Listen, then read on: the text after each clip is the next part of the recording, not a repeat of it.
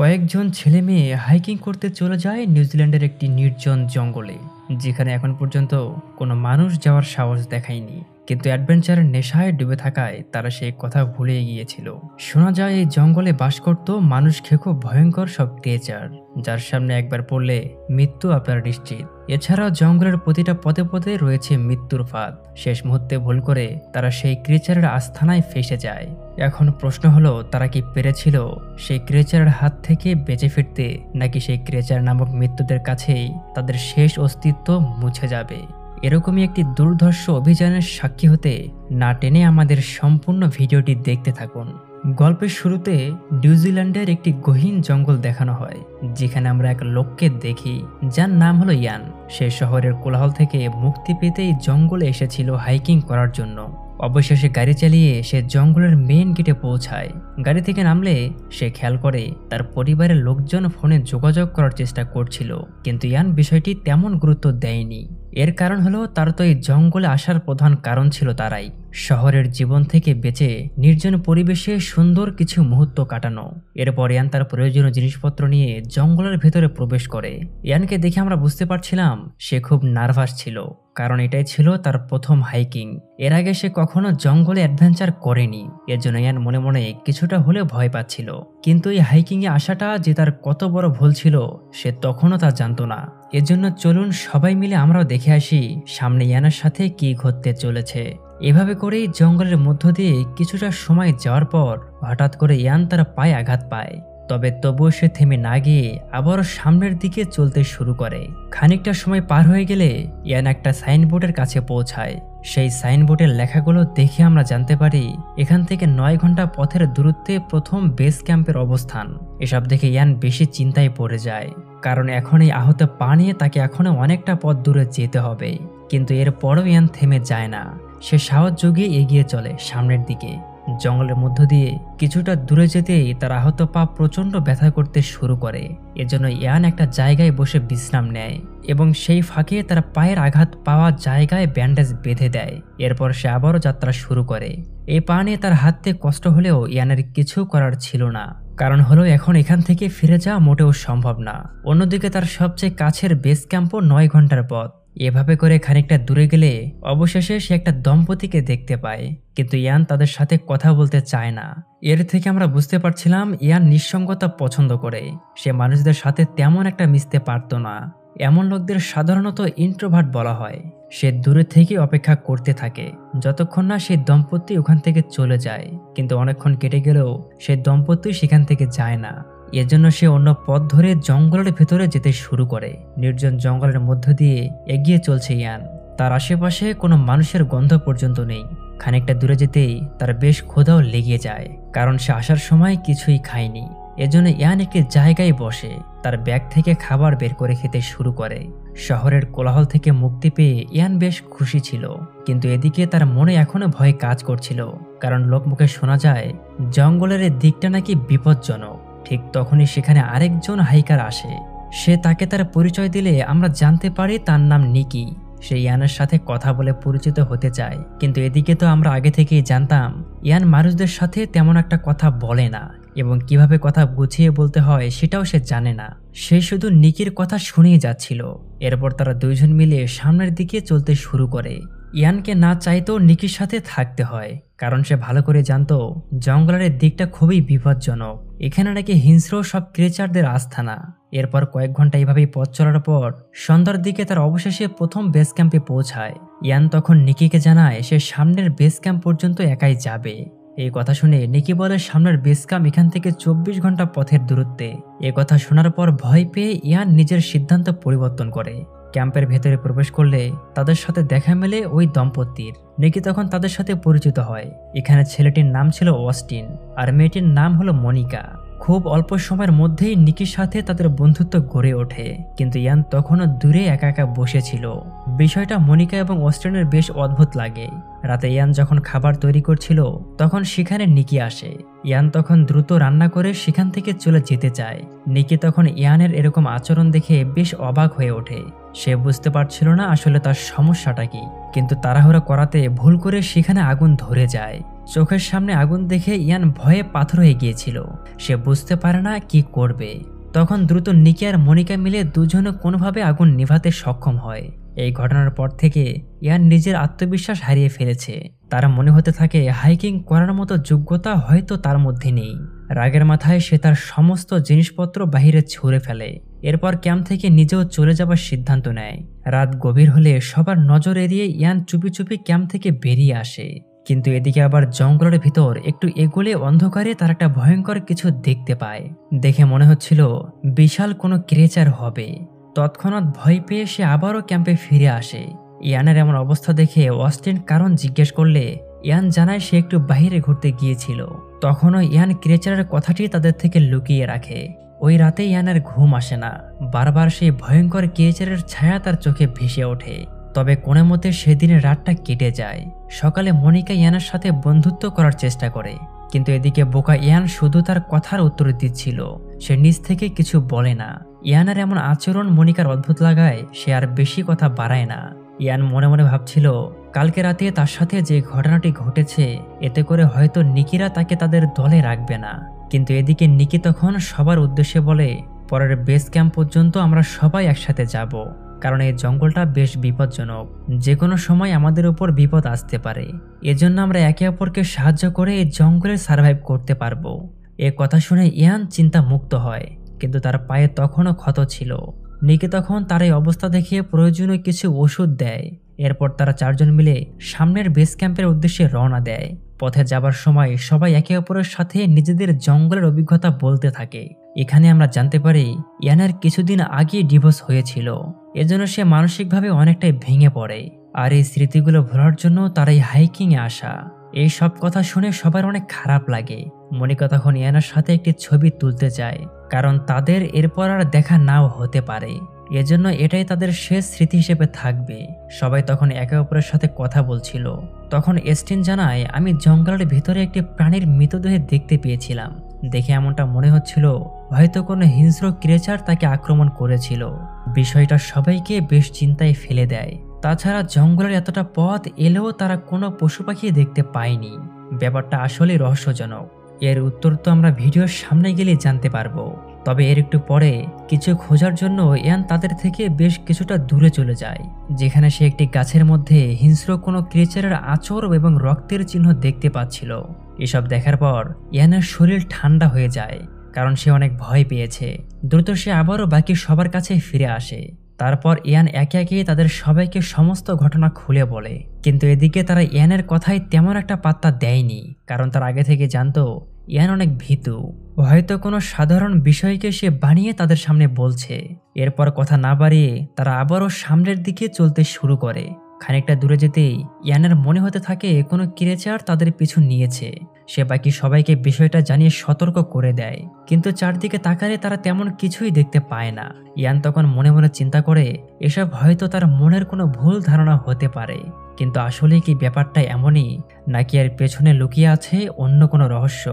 সবাই দেরি না করে আবারও সামনের দিকে চলতে শুরু করে, কারণ সন্ধ্যা হওয়ার আগে তাদের দ্বিতীয় বেস ক্যাম্পে পৌঁছাতে হবে।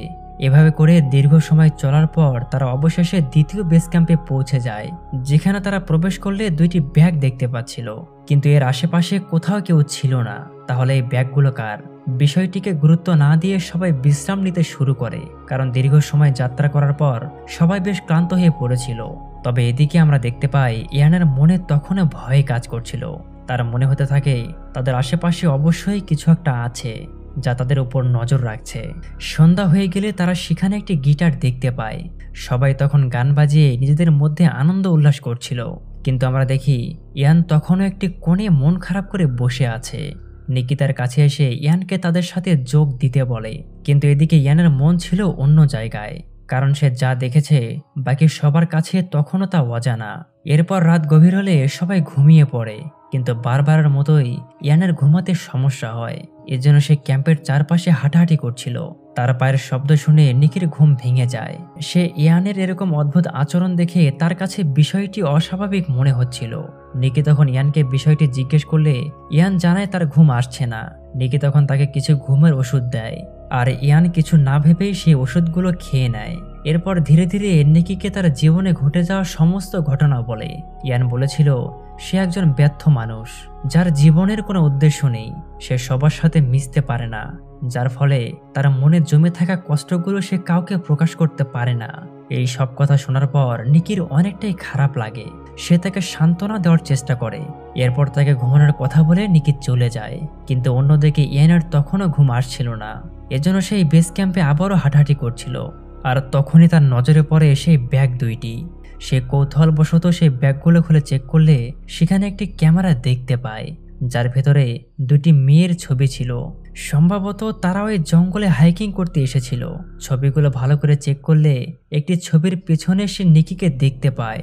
ইয়ানের তখন মনে হতে থাকে নিকি হয়তো ওই মেয়েগুলোর সাথে খারাপ কিছু করেছে। সে তখন নিকির উপর সন্দেহ করতে শুরু করে। এরপর ইয়ান যখন আরো কিছু খুঁজতে যাবে তখনই ঘুমের ট্যাবলেটের প্রভাব শুরু হয়, আর সে তৎক্ষণাৎ ঘুমিয়ে পড়ে। পরের দিন সকালে ঘুম থেকে উঠলে ইয়ান নিজেকে একটি কম্বল দিয়ে ঢাকা দেখতে পাচ্ছিল। তখন ক্যাম্পে শুধু সে এবং মনিকা ছিল। অন্যদিকে অস্টিন এবং নিকি বাইরে গিয়েছিল খাবারের খোঁজে। এই সুযোগে ইয়ান বলে নিকি কোনো ভালো মানুষ না, সে আমাদের জন্য বিপজ্জনক হতে পারে। এই বলে সে তাকে ক্যামেরায় সে ছবিগুলো দেখাতে চায়। কিন্তু ঠিক সেই সময় অস্টিন আর নিকি ক্যাম্পে ফিরে আসে।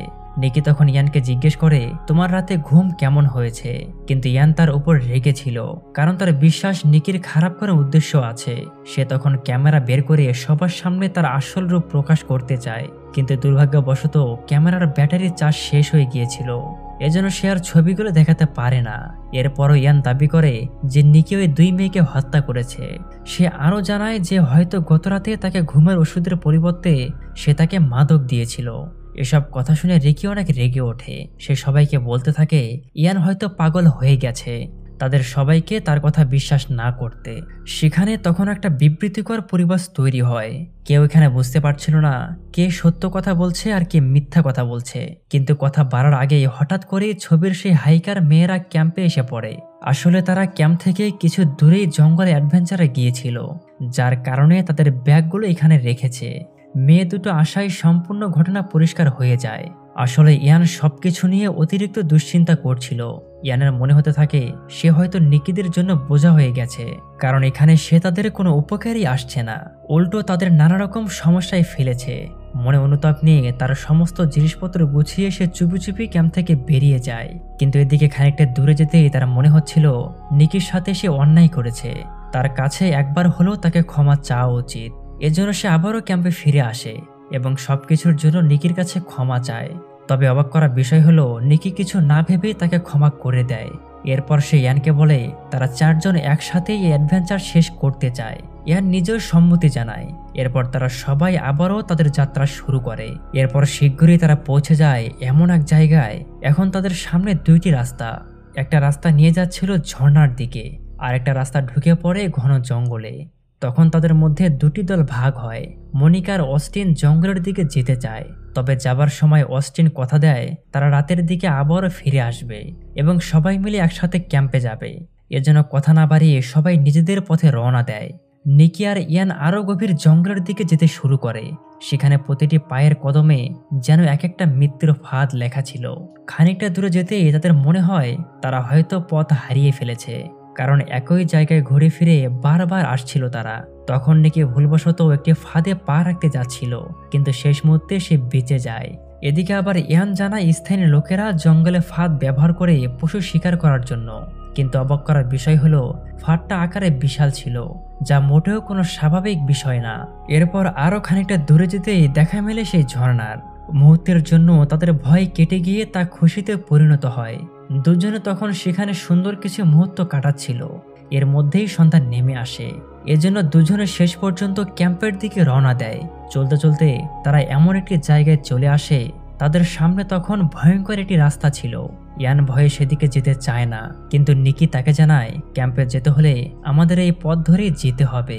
অন্যদিকে আবার অ্যাস্টিন আর মনিকা এখনো আসেনি, এজন্য তাদের দুইজনেরই চিন্তা হচ্ছিল। দুজনে তখন আলো জ্বালিয়ে সে পথ ধরে সামনে এগোতে থাকে। খানিকটা দূরে যেতেই ভুল করে ইয়ানার হাত থেকে লাইটটা খাদে পড়ে যায়। এবার নিকি নিজেকে সামলাতে পারে না, সে ইয়ানার উপর রেগে যায় এবং তাকে বলছিল লাইটটা আবারও নিয়ে আসতে। বাধ্য হয়ে ভয়ে কাঁপতে কাঁপতে ইয়ান নিচে নামে। ঠিক তখনই তার চোখে পড়ে ভয়ঙ্কর দানব আকৃতির ছায়া।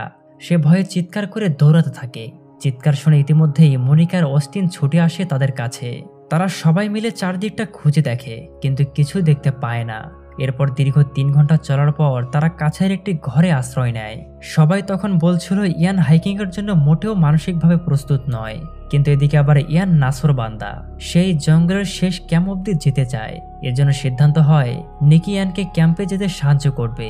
অন্যদিকে অস্টিন আর মনিকা নিজেদের মধ্যে আলাদা কিছু মুহূর্ত কাটানোর জন্য অন্যদিকে চলে যাবে। তিনজনে মিলে ইয়ানকে বিষয়টি জানালে ইয়ানও রাজি হয়ে যায়, কারণ সে বুঝতে পেরেছে সবার জন্য এখন বোঝা হয়ে গেছে। এরপর সকালে সূর্য উঠতেই নিকি আর ইয়ান রওনা হয় নতুন ক্যাম্পের উদ্দেশ্যে। অন্যদিকে মনিকা অস্টিন আলাদা পথে রওনা দেয়। জঙ্গলের মধ্যে খানিকটা দূরে যেতেই নিকির টয়লেটের চাপ দিলে সে একটু দূরে চলে যায়। এদিকে আবার ইয়ান একা একা বসে তার সাথে ঘটে যাওয়া সমস্ত ঘটনার কথা ভাবছিল, কিন্তু এদিকে অনেকক্ষণ হয়ে গেলেও নিকির কোনো পাত্তাই নেই। ইয়ান তাকে নিয়ে চিন্তিত হয়ে পড়ে। সে তখন এগিয়ে যায় বিষয়টা দেখার জন্য, কিন্তু সেখানে গেলে সে যা দেখতে পায় এতে তার পায়ের নিচ থেকে মাটি নিমিষেই সরে গেল। এরপর দৃশ্য পরিবর্তন হলে আমরা মনিকা আর অস্টিনকে দেখতে পাই, তারা নিজেদের মধ্যে সময় কাটাচ্ছিল। ঠিক তখনই তাদের কাছে ভয়ে জোরে সোরে হয়ে ইয়ান আসে। তার চোখে মুখে আমরা এক মৃত্যুর ভয় দেখতে পাচ্ছিলাম। সে ভয়ে কাঁপতে কাঁপতে বলে সেই ক্রিয়েচারগুলো নিকিকে নৃশংসভাবে মেরে ফেলেছে আর তাকে ছিঁড়ে ছিঁড়ে খাচ্ছে। ইয়ানের এমন অবস্থা দেখে মনিকা আর অস্টিন বুঝে যায় সে এবার সত্যি বলছিল। অস্টিন নিকিকে সাহায্য করতে সেদিকে যেতে চায়, কিন্তু ইয়ান বাধা দেয়। সে বলে ক্রিয়েচারটি অনেক ভয়ঙ্কর, তার সামনে পড়লে হয়তো আমাদেরও মৃত্যু নিশ্চিত। কিন্তু অস্টিন তার কোনো কথায় পাত্তা না দিয়ে সে মনিকাকে নিয়ে সেদিকে যেতে শুরু করে। মনিকা আর অস্টিন তখন জঙ্গলে ঠিক সেই জায়গায় পৌঁছে যায় যেখানে নিকিকে ক্রিয়েচারটি মেরে ফেলেছিল। কিছু বুঝে ওঠার আগেই জঙ্গলের ভেতর থেকে হঠাৎ এক বিশাল ক্রিয়েচার মনিকাকে টেনে নিয়ে যায়। অস্টিন আতঙ্কে দৌড়ে তাকে চারদিকে খুঁজতে থাকে। তখন তার সামনে পড়ে যায় ইয়ান। অস্টিন ভাবতে থাকে ইয়ান হয়তো মনিকাকে মেরেছে, এজন্য সে তার উপর ঝাঁপিয়ে পড়ে মারার জন্য। তাদের মধ্যে লড়াই চলতে থাকে। এমন সময় অস্টিন দূরে মনিকার বিভৎ লাশ দেখতে পায়। অস্টিন কান্নায় ভেঙে পড়ে, কিন্তু ঠিক তখনই ভুল করে তার পা একটি ফাঁদে আটকে যায়। সে ব্যথায় চিৎকার করতে থাকে, আর সেই সময় প্রথমবারের মতো সেই ক্রিয়েচারটি সবার সামনে আসে। আমরা দেখতে পাই ক্রিয়েচারটি একদম কালো কুচকুচে, দেখতে খানিকটা পাখির মতো, কিন্তু তারা মানুষের মাংস খেত। তারা দুজনে দৌড়ে সেই ঘরে প্রবেশ করে। এরপর জানালা দরজা ভালোভাবে আটকে দেয় যাতে সেই ক্রিয়েচারটি ভেতরে আসতে না পারে। তবে এদিকে আবার অস্টিন পায়ের আঘাত পাবার কারণে সে দুর্বল হয়ে পড়েছিল, এজন্য এখন সব দায়িত্ব পড়ে যায় ইয়ানের উপর। প্রথমবারের মতো সবাইকে অবাক করে দিয়ে আমরা দেখতে পাই ইয়ান সেই প্রতিকূল পরিবেশে ভয় না পেয়ে লড়াইয়ের জন্য নিজেকে প্রস্তুত করতে থাকে। চারদিক থেকে অস্ত্র খুঁজে সেগুলো এক জায়গায় জড়ো করে। ঠিক তখনই দরজায় জোরসোরে ধাক্কা মারে ক্রিয়েচারটি। বারবার চেষ্টা করার পর শেষ পর্যন্ত সেই দরজা ভেঙে ক্রিয়েচারটি ভেতরে প্রবেশ করে এবং সে তার বিশাল ঠোঁট দিয়ে অস্টিনের মাথায় আঘাত করে। মুহূর্তের মধ্যে অস্টিনের মাথা ছিন্ন ভিন্ন হয়ে সে মারা যায়।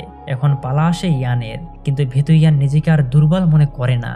তাদের মধ্যে শুরু হয় এক ভয়ঙ্কর লড়াই। তবে স্বাভাবিকভাবে দীর্ঘ সময় লড়াই করেও সে শক্তিতে ক্রিয়েচারটির সাথে পেরে উঠছিল না। এজন্য ইয়ান এখন বুদ্ধি করে ক্রিয়েচারের গলায় চেপে ধরে। এরপর তার আঙ্গুল দিয়ে চোখে আঘাত করে। চোখে দেখতে না পেরে এতে ক্রিয়েচারটি কিছুটা দুর্বল হয়ে পড়ে। এই সুযোগে ইয়ান প্রশান্তির এক নিঃশ্বাস ফেলে। শেষ পর্যন্ত সে পেরেছে। তবে আপনি এখন কি ভাবছেন, এখানে কি সবকিছু শেষ হয়ে গেল? তা কিন্তু মোটেও নয়। এরপর রক্তে মাখা ইয়ান যখন জঙ্গল থেকে বের হবার জন্য চলতে শুরু করেছিল, হঠাৎ তার হাতের রক্তের ফোঁটা পড়ে। ভয়ে ভয়ে সে উপরে তাকাতেই সে ওই দুইটা হাইকার মেয়ের লাশ দেখতে পায়। ইয়ান বুঝতে পারছিল এখানে কেবল একটি ক্রিয়েচার নয়, এই জঙ্গলটাই হলো ক্রিয়েচারের আস্থানা। পাশে সেই ক্রিয়েচারের বাসা দেখতে পায় যেখানে কয়েকটি ডিম ছিল। তার থেকে কিছুটা দূরে আরেকটি ক্রিয়েচার ছিল। এর মানে হলো এখন ক্রিয়েচারের পূর্ণ একটি জায়গায় বাজেভাবে সে ফেসে গেছে। তার মনে ভয় নিয়ে ইয়ান ছুটে চলে সামনের দিকে। এভাবেই অনেকটা সময় দৌড়ানোর পর সে অবশেষে জঙ্গলের সামনে চলে আসে। কিন্তু ঠিক তখনই আরেকটি ক্রিয়েচার তার উপর হামলা করে দেয়। ইয়ান তবুও হার না মেনে কোনোভাবে তার গাড়ির কাছে চলে আসে যাতে সেই ক্রিয়েচার থেকে বাঁচতে পারে। কিন্তু এদিকে আবার গাড়ির চাবি ছিল তার ব্যাগের ভিতরে, আর সেই ব্যাগ বেস ক্যাম্পে ফেলে সে এসেছিল। এজন্য সে আবারও ছুটে পালাতে শুরু করে। শরীরে ক্লান্তি আর মনে বেঁচে থাকার আশা নিয়ে সে সামনের দিকে এগিয়ে যাচ্ছিল। খানিকটা দূরে যেতেই সৌভাগ্যবশত সে একটি গাড়ির দেখা পায়, আর অবশেষে ইয়ান এই ক্রিয়েচার ভর্তি জঙ্গল থেকে মুক্তি পেল। তাহলে শেষ পর্যন্ত এই অসাধারণ সার্ভাইভাল গল্পটি আপনার কাছে কেমন মনে হয়েছে অবশ্যই কমেন্ট করে আমাদের জানাতে পারেন। আর এমনই সব অসাধারণ সার্ভাইভাল মুভিগুলো দেখতে চাইলে অবশ্যই আমাদের চ্যানেল থেকে ঘুরে আসবেন।